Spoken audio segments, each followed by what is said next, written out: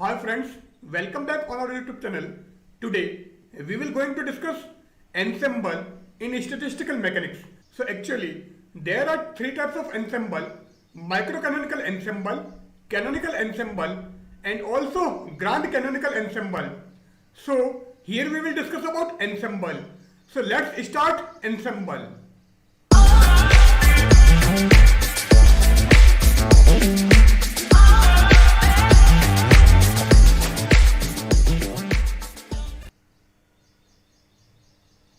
Now, what is ensemble?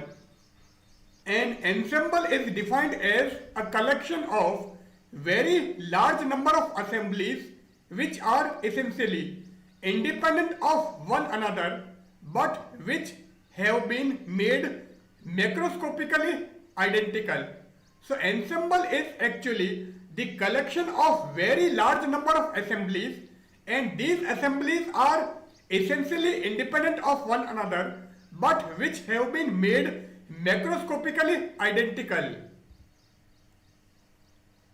We mean that each assembly is characterized by the same values of set of macroscopic parameters which uniquely determined the equilibrium of the assembly. Here, essentially independent means in calculating the possible eigenstate of an assembly, we do not have to worry about any interaction between the assemblies of interest and any of the other assemblies. So this is our essentially independent means. Thus, we have a collection of particles, then a single particle will be referred to a system, and collection of particles as a whole as an assembly. So we have a collection of particles, a single particle will be referred to a system, and the collection of particles, it means the collection of system referred to an assembly. The collection of large number of assemblies is called an ensemble. So a single particle will be a system, a collection of particles or a collection of system will be assembly, and the collection of large number of assembly is called an ensemble. The number of ensemble are identical in features like volume, energy, total number of particles, etc., and are known as element. These elements differ in their state, that is, they differ in coordinates and velocities. So, number of ensemble are identical in features like volume, energy and total number of particles, and it is known as element, and these elements differ in their state, that is, they differ in coordinates and velocities. It means a single particle is system, collection of particles is assembly, and collection of assemblies is ensemble. So there are actually three types of ensemble. First one is microcanonical ensemble, second one is canonical ensemble, and third one is grand canonical ensemble. So there are three types of ensemble: microcanonical, canonical, and grand canonical. So first of all, microcanonical ensemble. So what is microcanonical ensemble? It is actually a collection of essentially independent assemblies having the same energy, same volume and number of system n. So a collection of essentially independent assemblies having same energy, same volume and same number of particles is known as microcanonical ensemble. All the systems are of same type. The independent assemblies are separated by rigid, impermeable and well insulated walls such that the values of energy, volume and number of particles or number of system are not affected by the presence of other system. So here we are showing microcanonical ensemble. So these are the assemblies. Each assembly have same energy, same volume and also same number of particles.